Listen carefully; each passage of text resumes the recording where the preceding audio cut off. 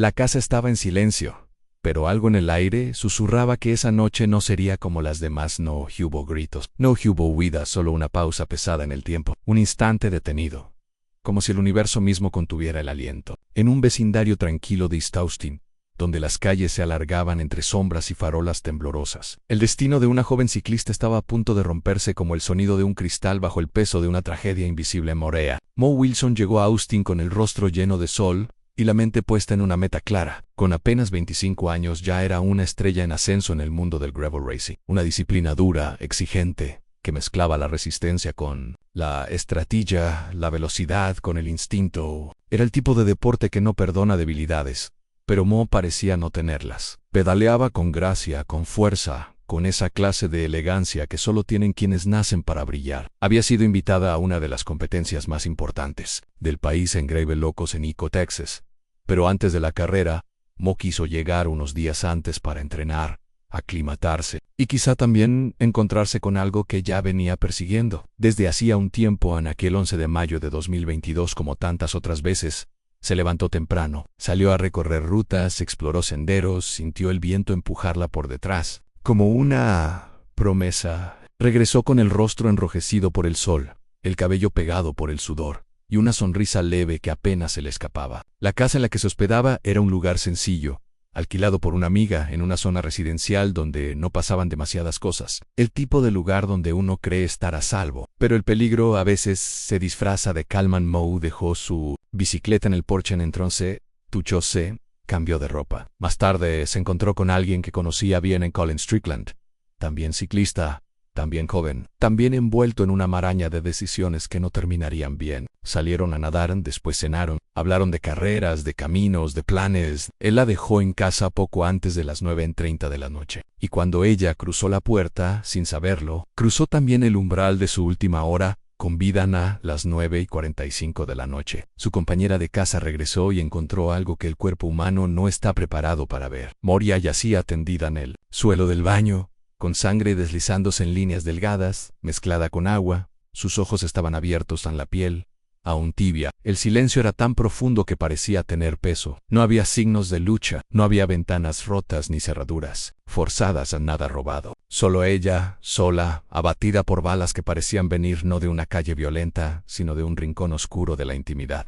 La policía llegó minutos después. Rodearon la casa, tomaron fotografías, recolectaron indicios, y de inmediato supieron que no estaban ante un robo.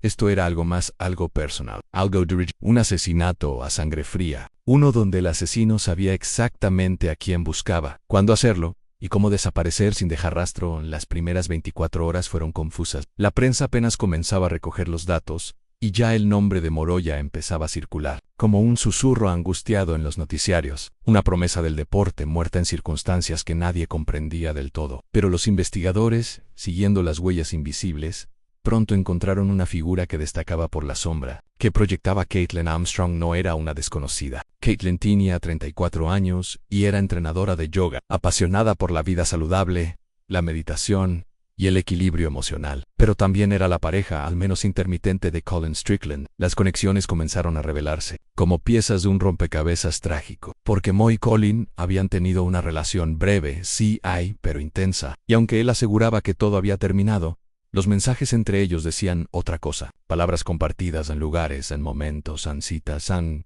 cosas que Caitlin sabía. Peor aún, intuía con esa precisión cruel que tienen los celos cuando se convierten en obsesión a una cámara de seguridad, ubicada a escasos metros de la casa de Mo. Grabó un vehículo oscuro circulando lentamente por la cuadra justo entre las 9:30 y las 9:45.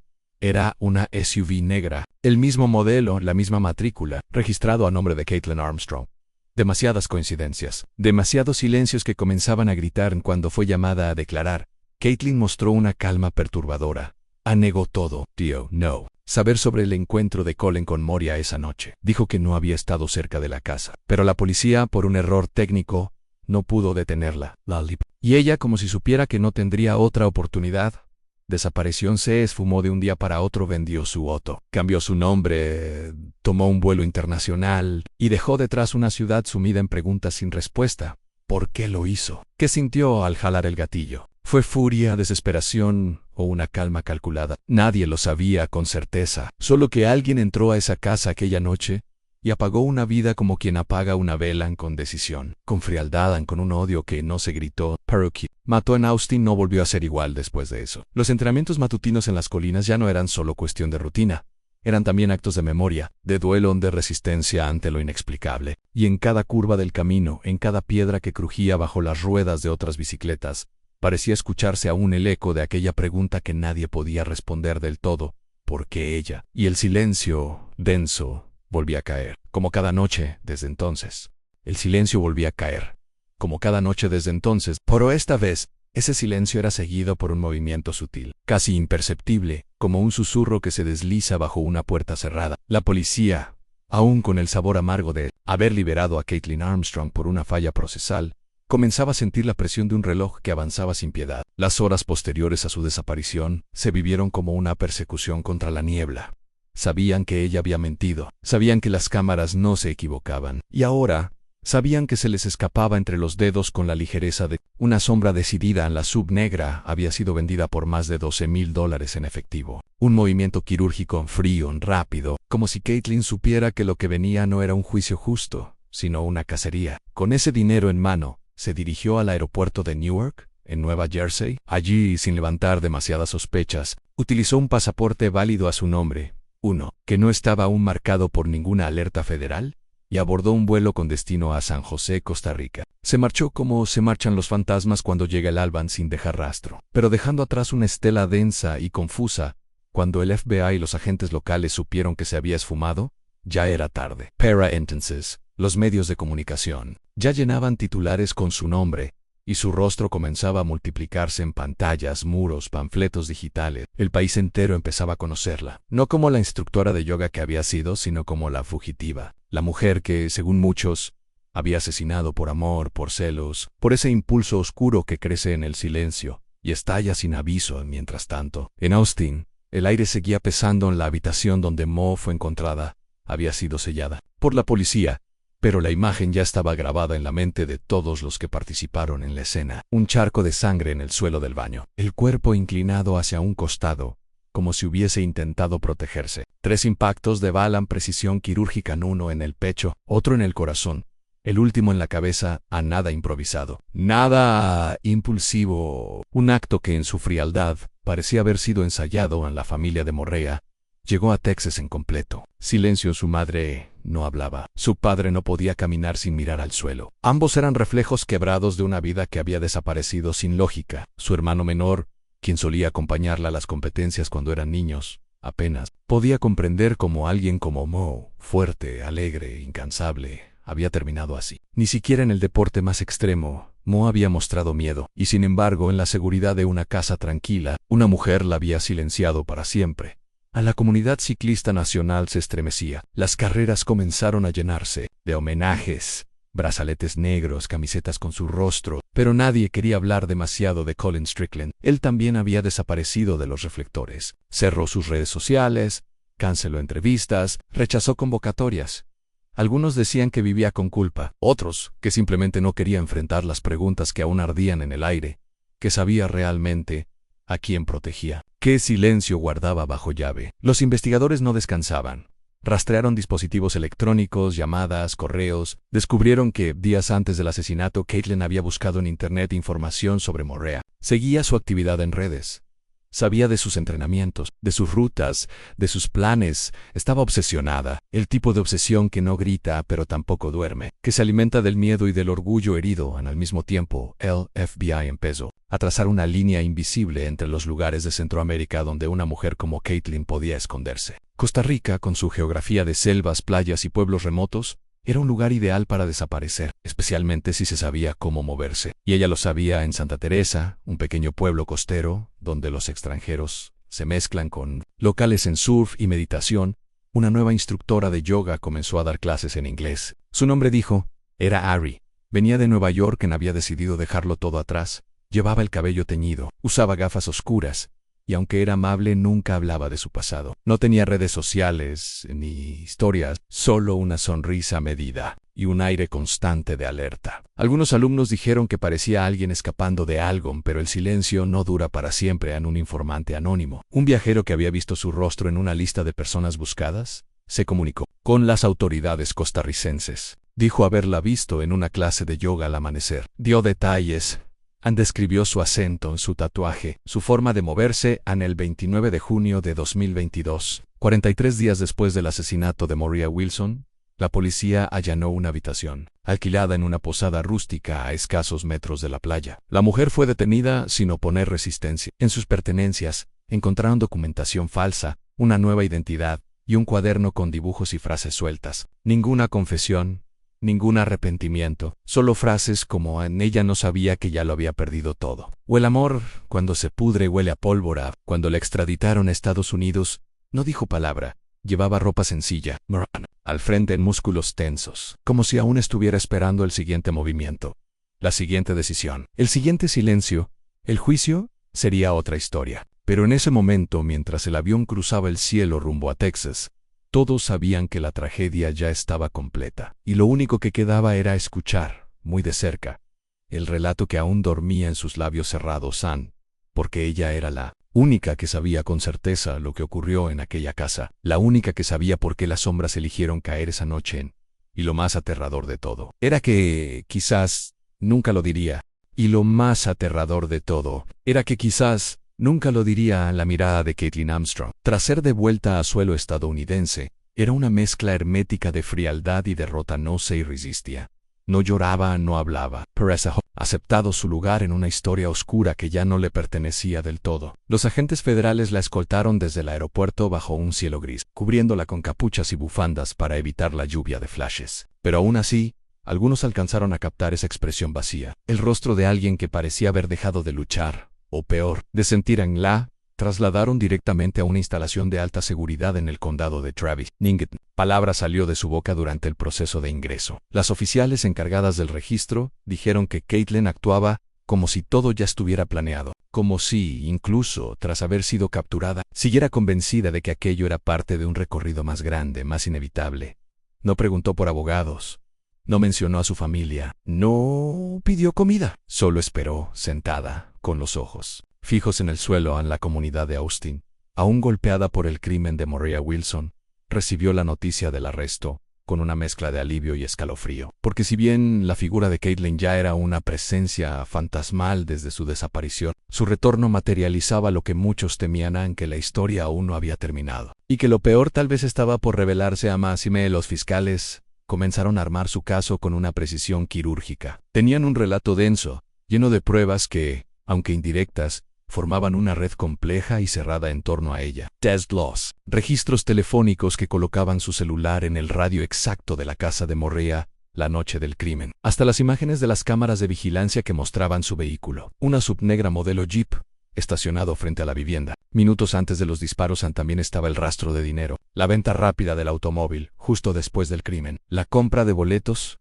para Costa Rica, la obtención de documentos falsos, su cambio de aspecto físico. Todo hablaba de una mente que, lejos de actuar en un arranque impulsivo, había planeado su fuga con cuidado, y esa planificación en sí misma era una confesión muda. A medida que se acercaba la fecha del juicio, comenzaron a filtrarse detalles aún más inquietantes. En el celular de Caitlin, los peritos digitales encontraron búsquedas previas al crimen, investigaciones sobre Maria, lugares donde entrenaba, fotografías en horarios. Pero lo que heló la sangre de los investigadores fue una búsqueda realizada semanas antes. ¿Cuánto tiempo tarda la policía en rastrear una bala? Aquello no era una reacción emocional, era premeditación, y sin embargo, la defensa de Caitlin intentó construir una imagen diferente. Una mujer confundida, atormentada por una relación intermitente, cargada de inseguridades. Una mujer que en medio de la presión emocional perdió el equilibrio. Alegaron que no había evidencia directa, no se encontró el arma, no había testigos del disparo, y el ADN en la escena no la involucraba de forma concluyente,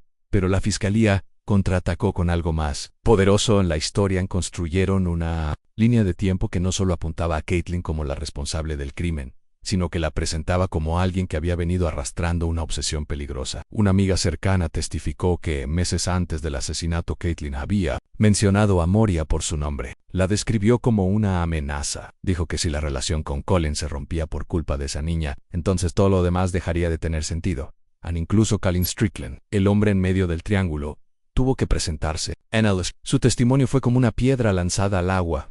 Provocó ondas que nadie pudo detener. Admitió que había salido con Moroya en el pasado, que seguían en contacto, que esa misma tarde del asesinato se habían nadado juntos y que sí, le ocultó ese encuentro a Caitlin. Dijo que lo hizo para evitar problemas, pero para la fiscalía ese detalle era revelador. Si él sentía la necesidad de esconderlo, ¿qué tan predecible era la reacción de Caitlin? Durante el juicio, se presentó también un video escalofriante. Las cámaras de seguridad captaron 3 flashes de luz en el interior de la casa. Unos segundos de silencio, luego una figura moviéndose en la sombra, el vehículo negro alejándose, y de nuevo, la noche, en calma, en una jugada final. La fiscalía mostró mensajes de texto entre Moria y una amiga, días antes del asesinato. En ellos, Moria decía sentirse inquieta, como si alguien la estuviera siguiendo, como si hubiera algo que no encajaba, pero no profundizó en... Quizás no quiso preocupar a nadie. Quizás creyó que era una simple paranoia, pero ya era demasiado tarde. En el jurado deliberó durante días. Cada testimonio, cada documento, cada imagen era una piedra sobre el pecho.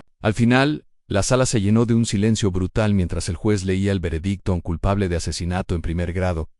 Caitlin Armstrong no mostró reacción, no parpadeó, no giró la cabeza, solo permaneció sentada, inmóvil, como si ya lo supiera desde el principio. Cuando la llevaron de regreso a su celda, no dijo una palabra, pero uno de los oficiales que la acompañó juró haber escuchado algo, un murmullo, apenas un suspiro. Ella no debió sonreírle. Él era mío. La frase no se registró en el informe. Nadie pudo confirmarla. Pero desde ese día, quienes la repiten lo hacen como si fuese la confesión final de alguien que perdió todo control. Y sin embargo, lo que más pesaba no era el veredicto, ni la sentencia ni el encierro. Lo que más dolía era el recuerdo de Moria, su bicicleta, aún apoyada en el porche, su risa suspendida en el aire, y ese camino que no llegó a recorrer porque la muerte no siempre llega con ruido, a veces entra descalza, justo detrás del amor no correspondido. Porque la muerte no siempre llega con ruido, a veces entra descalza, justo detrás del amor no correspondido. Colin Strickland no volvió a competir, no volvió a dar entrevistas. Durante semanas, su nombre desapareció de los circuitos, de las listas de inscripción, de las redes sociales. Era como si se hubiera disuelto en el mismo silencio que rodeaba la última mirada de Moria. Algunos decían que se había mudado a otra ciudad, que vivía solo, que pasaba los días pedaleando por caminos secundarios sin rumbo ni meta. Otros aseguraban que no podía hablar sin quebrarse, que aún llevaba la voz de Mo clavada en el pecho, como una astilla imposible de extraer. En el juicio había terminado, pero las preguntas no. Porque si bien Caitlin Armstrong había sido hallada culpable, su silencio persistente, su negativa a explicar, a justificar, a llorar siquiera, dejaba una sombra abierta. El juicio dejó una certeza jurídica, pero no una verdad emocional.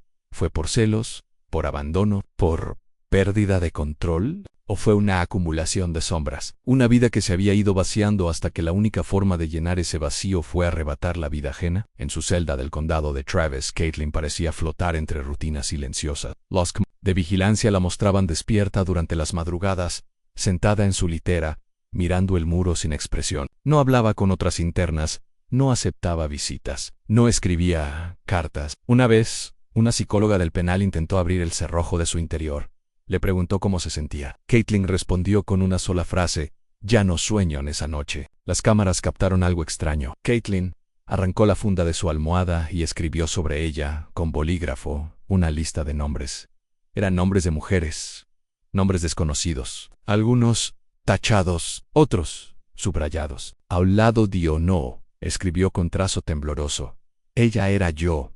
Antes de que yo me rompiera, los guardias no entendieron. Archivaron la funda como evidencia. Pero la frase quedó, como todo lo que no se dice en voz alta, flotando al otro lado del país. En Vermont, la familia de Moria Wilson intentaba continuar. Su madre, Karen, transformó el dolor en propósito. Fundó una organización para apoyar a niñas ciclistas de bajos recursos. La llamó la Rueda de Mo. Karenina recibía una bicicleta, pero no cualquier bicicleta. Cada una tenía grabado en el cuadro una línea que Moria había escrito una vez en una entrevista en Pedalear. «No es escapar, es acercarse a lo que uno ama. La frase se convirtió en una especie de oración para quienes la admiraban. Polk Moray no solo había sido una atleta prometedora, sino una joven con una extraña capacidad de iluminar el espacio que ocupaba. Sus amigos lo decían una y otra vez con Mo. Uno no sentía el peso del mundo. Era como si su presencia tejiera una red invisible de calma, alegría y empuje. Tenía 25 años, pero hablaba como si hubiese vivido 50. Sabía escuchar, sabía callar y, sobre todo, sabía cuándo seguir adelante.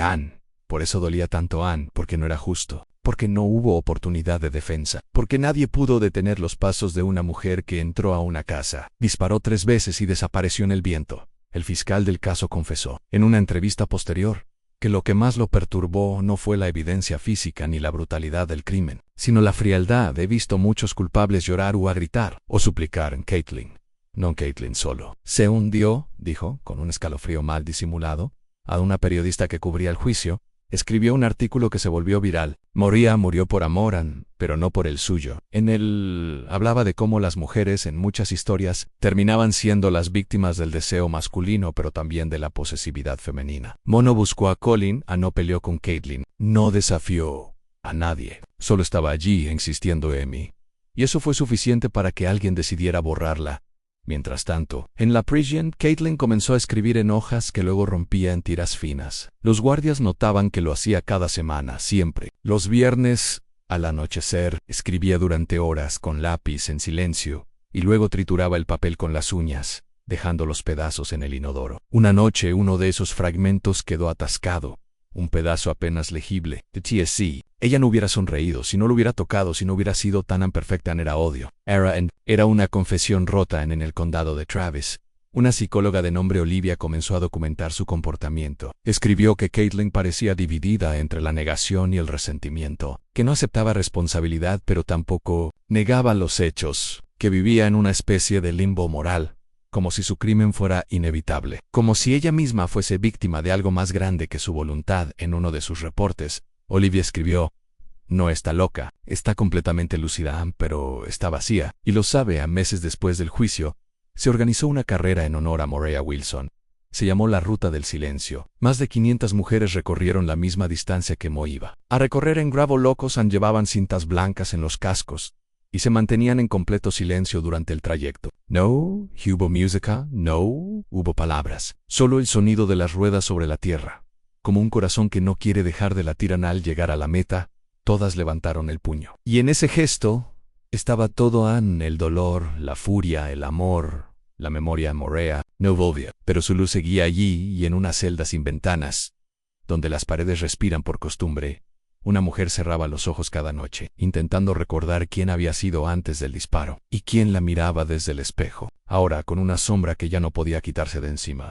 Y quién la miraba desde el espejo ahora, con una sombra que ya no podía quitarse de encima. Caitlin Armstrong, sentada en el rincón más sombrío de su celda, parecía disolverse en el ritmo lento de las horas carcelarias. Afuera, el mundo continuaba indiferente, como si la tragedia de Moray Wilson se hubiese disuelto en los algoritmos del olvido. Pero dentro de esos muros el tiempo era distinto. Allí todo pesaba, y el pasado, lejos de desvanecerse, se repetía como una gota sobre piedra, incesante, hasta abrir grietas invisibles en el alma. Las luces de la prisión no se apagaban nunca del todo. Permanecían encendidas como ojos vigilantes, impidiendo el descanso completo. En esa claridad pálida y cruel, Caitlin parecía haberse convertido en parte del mobiliario. Comía poco, dormía apenas. No hablaba con nadie. Las otras internas, al principio curiosas, terminaron evitando su presencia. Decían que su silencio era contagioso, que su mirada era como la de alguien que camina entre mundos.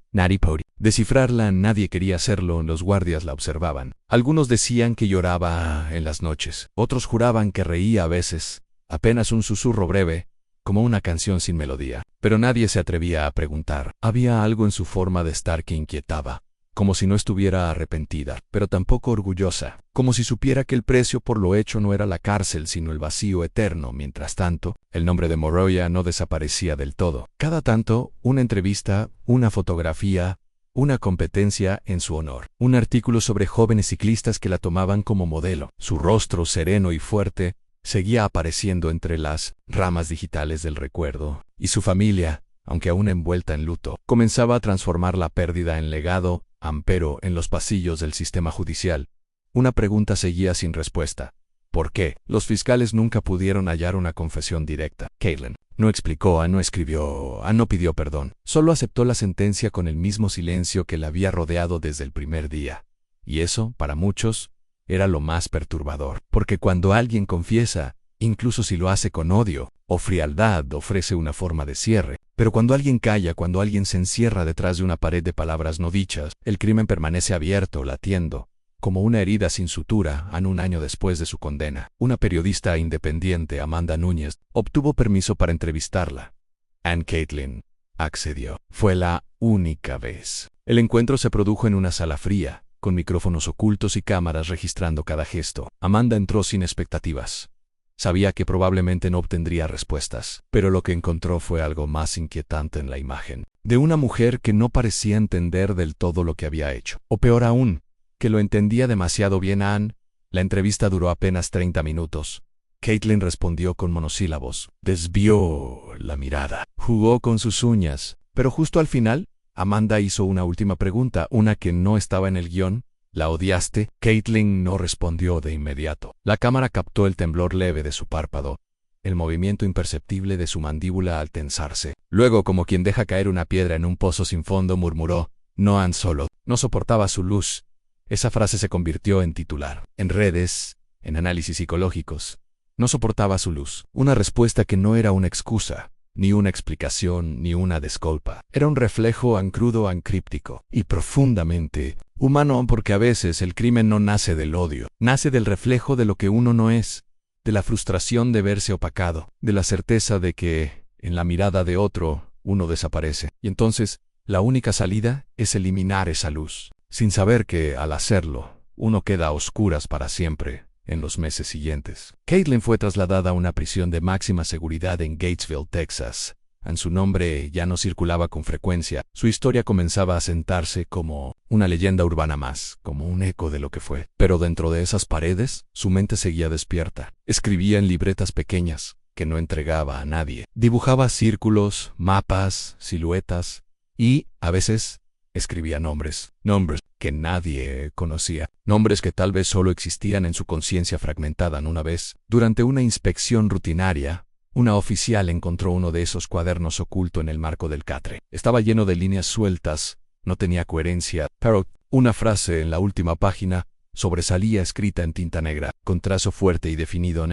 A veces matamos lo que no comprendemos, y lo comprendemos justo cuando ya es tarde. El informe fue archivado, no se hizo público. Pero esa frase, susurrada entre los pasillos del penal, comenzó a crecer como un rumor inquietante, porque no hablaba solo del crimen de Moroya. Hablaba de algo más grande, de esa parte del alma humana que, cuando no encuentra sentido, decide destruir lo bello, lo puro, lo que brillan y, sin embargo, fuera de esa celda. Moroya seguía brillando cada vez que una ciclista joven cruzaba la meta en una carrera de montaña, cada vez que alguien decía su nombre en voz alta con respeto y admiración, cada vez que el viento soplaba fuerte, y alguien levantaba la vista al cielo, porque aunque Caitlin intentó silenciarla, Moroya no se apagó. Su historia no terminó con 3 disparos. Su camino no se detuvo en el baño de aquella casa. Vive en cada rueda que gira con fuerza, en cada músculo que no se rinde, en cada silencio que se llena con memoria, y mientras Caitlin envejece en su celda, rodeada de paredes que no la escuchan, el mundo sigue pedaleando con el nombre de Mo en la boca. Como un susurro firme, como una promesa, como una verdad que ninguna sombra podrá borrar.